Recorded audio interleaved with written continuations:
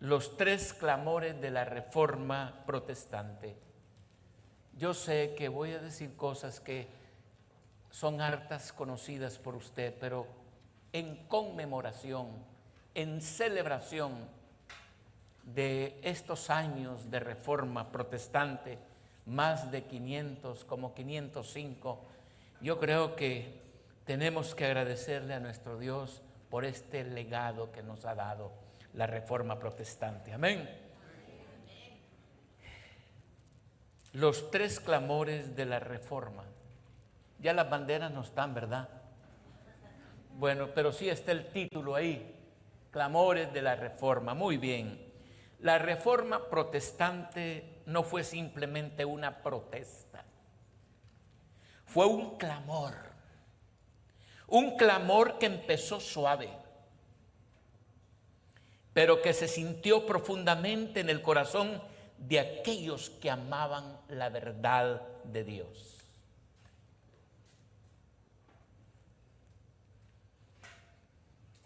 Los reformadores no buscaban crear una nueva religión, buscaban algo mucho más puro, volver al mensaje de la iglesia primitiva. Volver a la Biblia, volver a Cristo, volver al Espíritu Santo. Ellos expresaron verdades profundas en las palabras sencillas, y lo que comenzó en pequeños púlpitos transformó la historia del mundo, porque lo que comienza pequeño será grande. Los reformadores, el centro de la vida cristiana lo debe de ocupar Jesús el Cristo. Voy a repetir, el centro de la vida cristiana lo debe ocupar Jesús, nuestro hermano mayor. Martín Lutero es acusado por señalar que la salvación no se merece. Ese señor es buena persona, es filantrópico, se merece la salvación. La salvación no se merece. La salvación no es una especie de concurso. Bailó bien, qué buen quiebre. No, no es concurso. No se puede ganar y la salvación no se puede comprar. La salvación es gratuita, es por gracia. Y por gracia usted y yo estamos aquí. La salvación es un regalo de Dios que Jesús obtuvo cuando murió en la cruz. Él sí pagó. Y no pagó con oro ni con plata. Pagó con su sangre preciosa. Diga, su sangre preciosa. Fue el precio que nuestro Jesús pagó. El mensaje de los reformadores era sacudirse las cadenas de la Edad Media y regresar al mensaje de la iglesia primitiva. La salvación no era un premio para el justo, era un regalo para el pecador. No era lo que había dicho Alberto de Magdeburgo, vendiendo indulgencias con John Texel en todo Alemania, diciéndole a las personas: si usted compra este documento, su madre que murió y está sufriendo en el purgatorio saltará inmediatamente para el paraíso. No, no es así la cosa. Veamos con la ayuda de Dios los tres clamores. Número uno, el clamor teológico. Volver a la palabra. El primer gran clamor fue teológico. Y teología es la ciencia que estudia a Dios, las funciones, pretende estudiar a Dios, pretende enseñarnos y se resume en lo que hoy conocemos como 5 solas, que usted se las conoce. Verdades que aún deben resonar en nuestras iglesias cada domingo. La sola Escritura. Diga conmigo, la sola Escritura. La Biblia, hermanos, es la única autoridad infalible para nuestra fe. Y no los concilios, ni los papas, ni las tradiciones humanas, toda la Escritura, diga conmigo, toda la Escritura es inspirada por Dios. Según la Escritura, 2 Timoteo. Dele fuerte ese aplauso pues al Señor.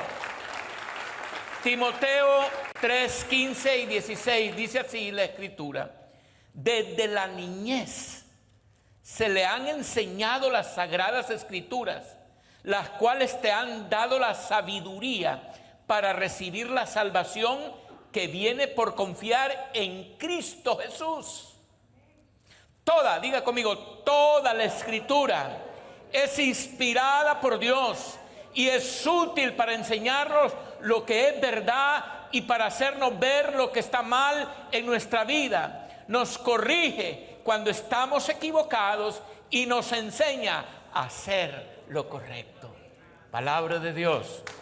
La sola Escritura, legado de la Reforma Protestante. Número 2, la sola gracia.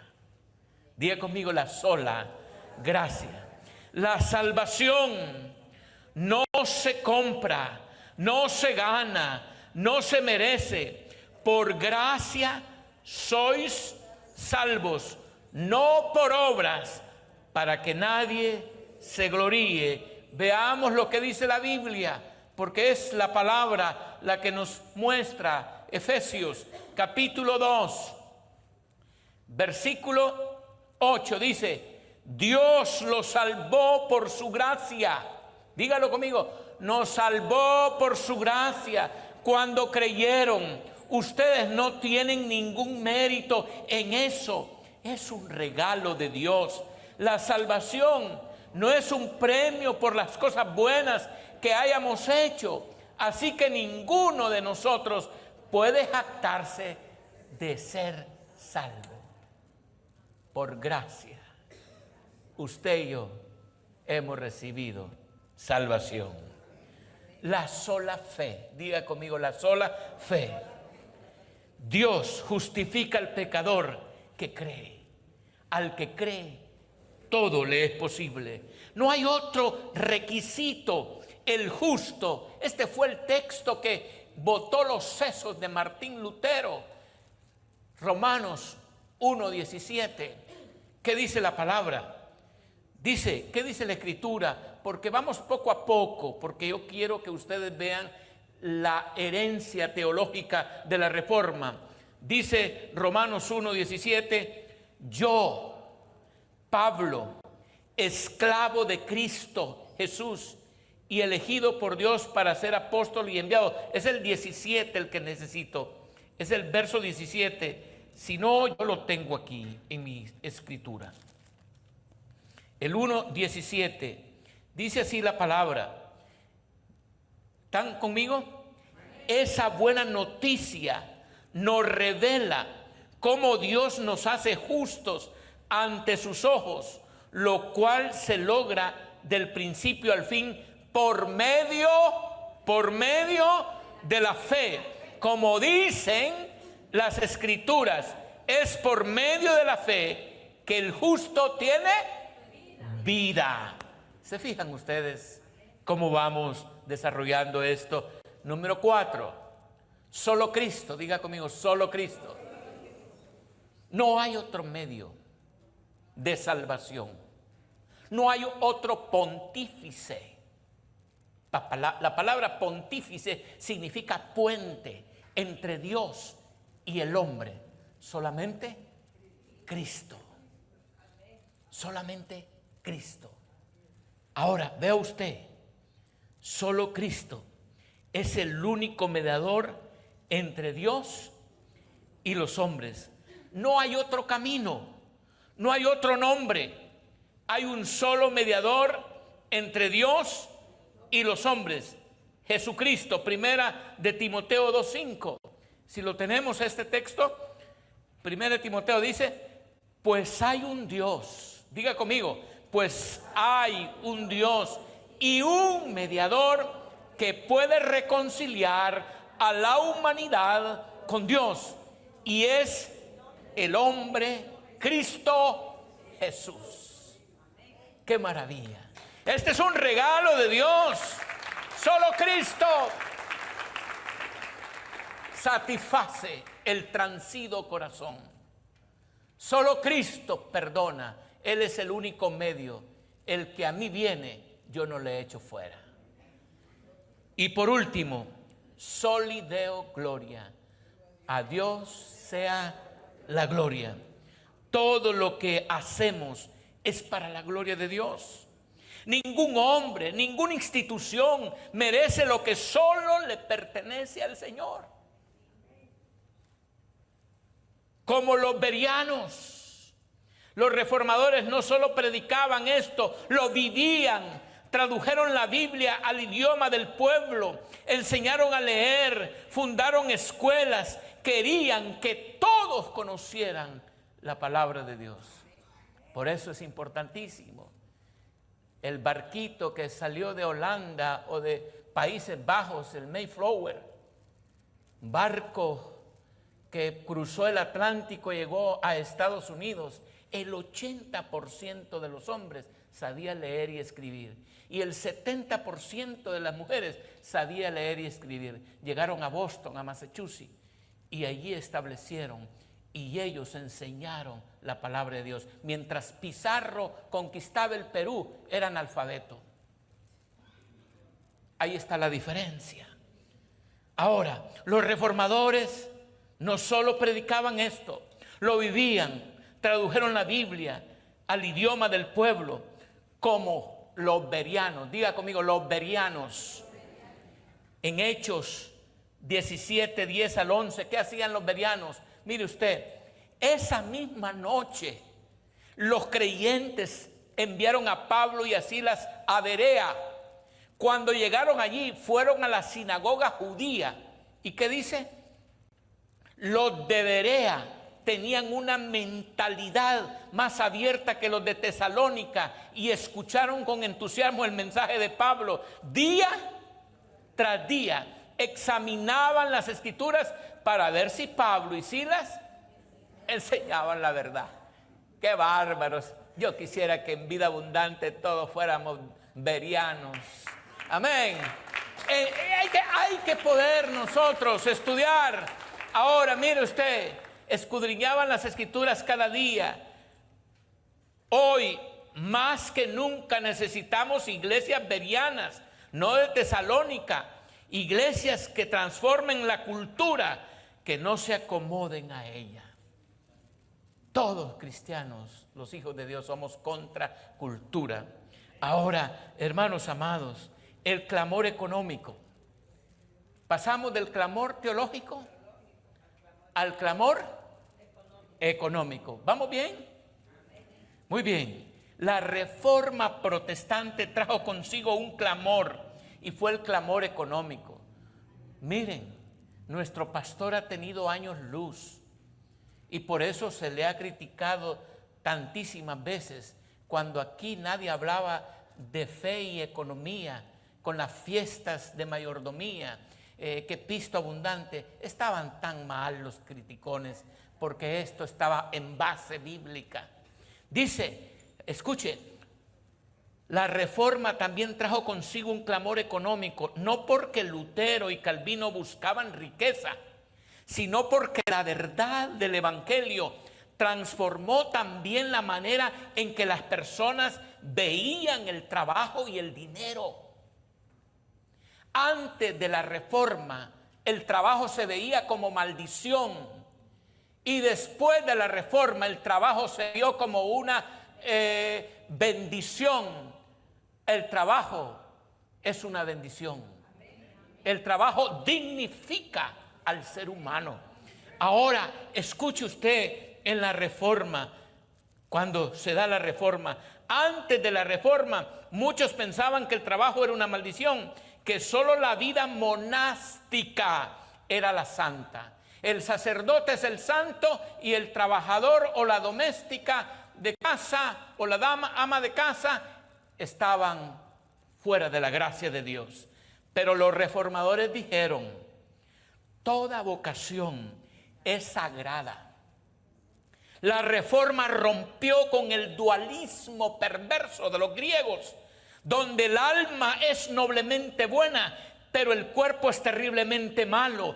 Lo material es malo y el espíritu es bueno. El trabajo del prelado es sagrado, como sagrado es el trabajo de la ama de casa, dijeron los reformadores. El trabajo del campesino, el trabajo del carpintero, el trabajo del maestro, todo trabajo era sagrado delante de Dios. ¿Cómo no celebrar hoy la Reforma protestante en este mes tan especial? Hermanos, vale la pena, denle fuerte ese aplauso al Señor.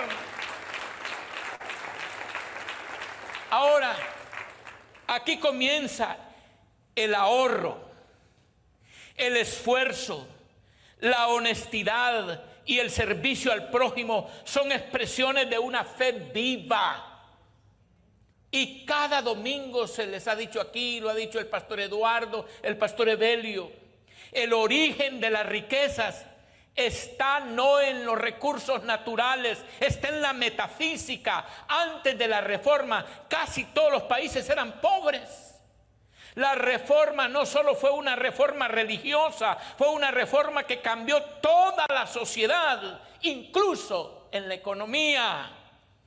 Hay dos personalidades que quizás han oído hablar ustedes. Los dos son alemanes, Karl Marx y Max Weber. Alemanes. Karl Marx nace en 1483 y cuando se da la Reforma tiene 34 años. La Reforma se da en 1517. Max Weber tendrá algunos 30 años. Pero ¿qué pasó con estos dos personajes? Estos dos personajes, ambos de origen alemán, vivieron en el mismo mundo de la historia y la pasión de estos hombres era investigar la respuesta de una pregunta que se habían formulado. ¿Y cuál era la pregunta? ¿Cuál era la pregunta? ¿Por qué unas naciones eran ricas y otras eran pobres? Hay dos personalidades que quizás tienen pensamientos distintos. Estos alemanes comienzan su investigación de dos supuestos distintos. Marx, un materialista, él sostenía que la única cosa real son las cosas materiales. Sostenía que los recursos naturales eran la llave para el desarrollo. Esos recursos eran finitos, así que una persona o una nación era más próspera que la otra. De alguna manera los prósperos o ricos le habían quitado a los pobres. Esa era la mentalidad. Hermanos, por lo tanto, Marx dice, hay que distribuir los recursos, por lo tanto hay que recuperar las riquezas como de lugar, porque hay unos opresores y otros oprimidos. Aquí nace el wokismo. Aquí nace la supremacía de los que tienen contra los que no tienen. Y aquí nace el wokismo. Max Weber viene de un trasfondo distinto. Quizás sus abuelos eran nietos de la Reforma protestante y sostenían que el universo es más de lo que podemos ver. Ellos sabían de Dios y que existía y que el origen de las riquezas no necesariamente estaba en la tierra, en lo material. Max Weber descubre que el espíritu del protestantismo era una cultura que generaba riqueza. Era un grupo de ideas articuladas por los reformadores como Juan Calvino, Zwingli o Melanchthon. Ellos veían la Biblia como el manual del usuario. El manual del usuario. Miren ustedes, este hombre los hombres de la Reforma decían: la Biblia es el manual del usuario. Ellos sabían que en la Biblia era el manual del usuario y no solo era un libro devocional como tal lo debemos concebir hoy. No, la Biblia era la palabra de Dios para todo el ser humano, para su entorno, de todo lo respecta todo lo que respecta a la Biblia, a la vida misma, no solo en el área espiritual. Juan Calvino buscó principios bíblicos de economía, de educación, de gobierno, del arte. La Biblia no es un libro privado solo para nuestros devocionales personales, decía, es el manual, es el diseño de Dios por el Padre para sus hijos. Anden siempre en novedad de vida, en lo económico, en lo espiritual y en las demás áreas de la vida. Por lo tanto, fue esta ética protestante la que ayudó a formar las bases del capitalismo moderno, porque los reformadores enseñaron que el dinero no es para derrocharlo. Los reformadores dijeron: el dinero no es para derrocharlo, sino para glorificar a Dios. Escuche, bendecir al prójimo y edificar la sociedad, y es aquí donde surge la clase media. Por lo tanto, fue esta ética protestante que ayudó a formar las bases del capitalismo moderno. La Reforma también inspiró allí en lo económico, cuando la gente se educaba, inspiró a esa educación universal, porque sin leer el pueblo no podía conocer la Biblia, la palabra de Dios. Y sin conocimiento el pueblo no podía prosperar. Era necesario que donde existía una iglesia existiera una escuela. En 1536, voy a repetírselo para que lo vaya. Yo sé que algunos van a buscar porque dicen: el pastor Pedro creo que nos dice alguna perra. No. En 1536, en la Ginebra protestante, se da la primera escuela pública, gratuita y universal. Y en 1547, en la Suecia protestante, la fe protestante luterana de los señores de Suecia dicen que en todas las aldeas debe de haber una escuela y una iglesia, y que en las ciudades haya una universidad. Thomas Jefferson, cuando vio la primera universidad en Ginebra, Suiza, dijo: yo quiero esto para mi nación. Y trajo ese modelo y establecieron esas grandes universidades que hoy tienen el primer lugar, como Yale, como Princeton y como Harvard. Es increíble cómo Dios ha ido llevando a su pueblo. Primera escuela, hermanos amados, ese es el legado que nos ha dejado la Reforma protestante. El económico, el teológico, que es la base fundamental, pero nos deja un tercero, es el clamor político. Y cómo lo explicó tan elocuente. Yo disfruté, Pastor Eduardo, su homilía, cuando usted explicaba lo de iglesia, que era aquella asamblea del pueblo. La palabra iglesia es un término no religioso, es un término político. Y excelente, lo explicó. Y en esa asamblea se discutía para poder sacar a Grecia adelante. Qué interesante.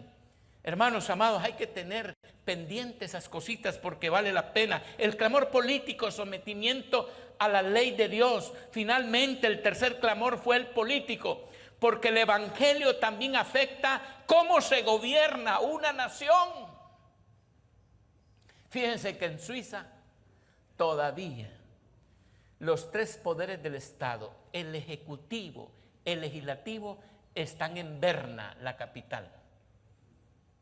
pero el judicial está en Lausana. Y en Lausana hay una gran estatua de la señora que está con los ojos cerrados, pero tiene su espada puesta en la palabra de Dios. Hermanos, porque el Evangelio transforma también nuestro entorno. Finalmente, allí, el tercer clamor fue el político, porque el Evangelio también afecta cómo se gobierna una nación. No hay ninguna realidad que sea impermeable al don de Dios. Se puede encontrar a Dios en todas las cosas, incluso ahí donde jamás habría imaginado encontrarlo, en lo político. Los reformadores enseñaron que todos los hombres son pecadores. No hay justo, decían ellos, ni aún uno. Que el poder necesita límites, porque como dijo uno de ellos, el poder corrompe y el poder absoluto corrompe absolutamente. Tomás Hobbes, a quien se le atribuía en el libro El Leviatán, dice: no fui yo el que dije eso. Desde ahí nacen ideas como la separación de poderes. Poder legislativo no tiene que intervenir en el poder ejecutivo, ni el ejecutivo en el judicial, porque cuando intervienen entonces no hay Estado de Derecho, están ellos por encima de la ley, y la ley debe de ser la ley. El Estado de Derecho, nadie está por encima de la ley. La soberanía estatal frente al poder religioso imperial, y quizás lo más impactante, el rey está bajo la ley de Dios. Diga conmigo: el rey está bajo la ley de Dios. No hay autoridad que esté por encima de su palabra. Si no, pregúntele usted a Nabucodonosor, 43 años siendo gobernante del imperio babilónico, pero cuando se le subió el humo a la cabeza, se paró en una colina y quedó viendo y dijo: oh Babilonia, yo te he hecho grande. Y de repente escuchó una voz que le dijo: Nabucodonosor, vas a ir a comer pasto como los terneros. Y estaba comiendo pasto, y sus uñas se le crecieron, su pelo. Era horrible aquel hombre en aquella situación. Pero cuando volvió en sí, dijo: no hay otro Dios soberano como el Dios de Daniel. Hermanos, porque nadie puede estar por encima. Y hay una escritura que quiero que la leamos con mucho cuidado ahí en la palabra de Dios. Deuteronomio 17, del verso 18 al 20. Ya los reformadores habían descubierto esta palabra y la ponen para que vean cómo está el Estado de Derecho. ¿Qué dice Deuteronomio 17, del 18 al 20? ¿Lo tenemos? ¿O me voy a las escrituras yo acá? Dice, del 17, del 18 al 20, dice la palabra: cuando se siente en el trono a reinar, deberá producir una copia de este conjunto de instrucciones en un rollo, en presencia de los sacerdotes levitas. Tendrá esa copia siempre consigo y la leerá todos los días de su vida.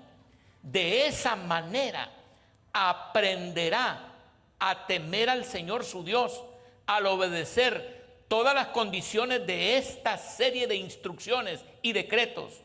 La lectura diaria impedirá que se vuelva orgulloso el rey y actúe como que si fuera superior al resto de sus compatriotas, y también impedirá que se aparte de los mandatos en los más mínimos.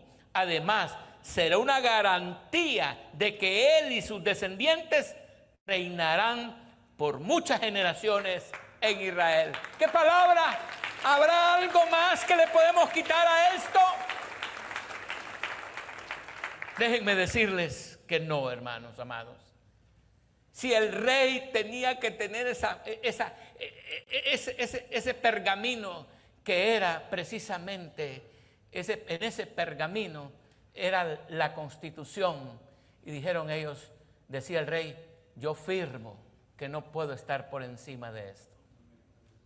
Que todos nuestros gobernantes de todo Latinoamérica y el mundo puedan someterse a la ley, entonces, hermanos, tendríamos otra historia.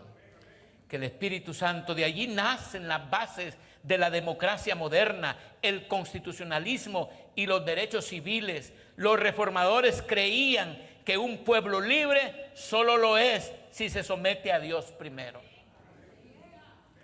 Que resucite el clamor de la reforma.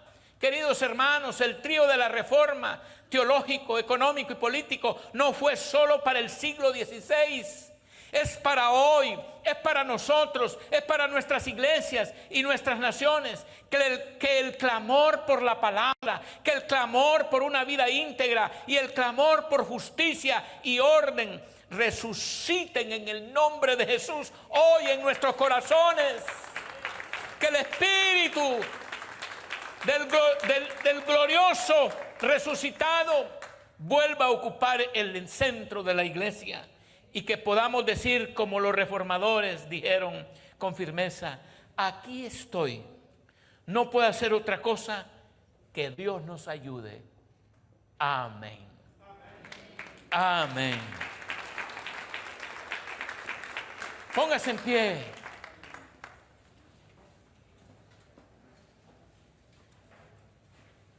No son cosas antojadizas las que se han dicho durante tantos años en Vida Abundante.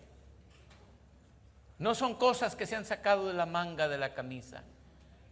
Hay un basamento y yo quiero que usted hoy disfrute y diga, realmente he hablado, pero no con base. He dicho cosas por simplemente decirlas. Y yo creo que vale la pena darle gracias a Dios por lo que hemos recibido. Padre, te damos gracias hoy. En el nombre poderoso de Jesús, levantamos nuestras manos y decimos, Señor, que lo que pasó en el siglo XVI vuelva a resurgir, a resucitar en cada corazón de este siglo XXI. En el nombre de Jesús, bendecimos la iglesia en todo nuestro continente y oramos para que el Espíritu del resucitado siga trayendo reformas, volver a esa forma original de siempre. Gracias, Dios. Bendigo a tu pueblo en todo Honduras. Gracias por la iglesia. Gracias porque vamos avanzando y vamos aprendiendo y vamos mejorando y vamos madurando en el nombre del Padre, del Hijo y del Espíritu Santo. Amén y amén. Siéntese por favor un momentito.